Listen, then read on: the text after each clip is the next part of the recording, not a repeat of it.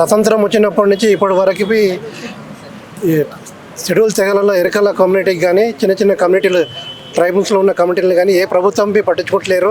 వాళ్ళ జనాభా చాలా తమాషాపకరంగా చాలా తక్కువ ఉంది కాబట్టి వీళ్ళు ఓట్లేస్తే మేము గెలిచినామా అన్న ధీమలో ప్రభుత్వాలు ఉన్నది.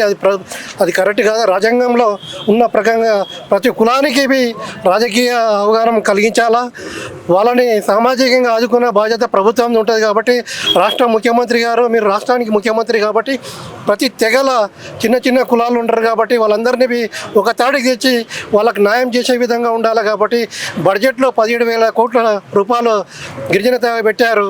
ఇంతవరకు 17,000 కోట్లు ఏ సామాజిక వర్గాలకు న్యాయం జరగలేదు.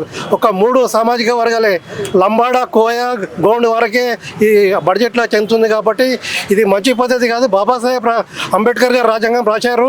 భారతదేశంలో ఉన్న ప్రతి కులస్తులకు న్యాయం జరిగేలా విధంగా ఉండాలని చెప్పి రాష్ట్ర ముఖ్యమంత్రి గారికి మేము ప్రత్యేకంగా కోరుతున్నాం.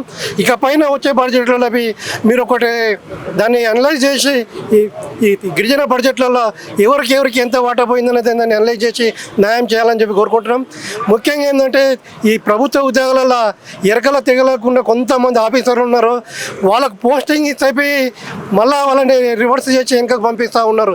మేము దగ్గర ఇప్పుడు 5 లక్షల జనాభాలో ఒక ఉద్యోగాలు అంటే ఒక 1% ఉంటాము, ఒక 1000 మంది ఉంటాం.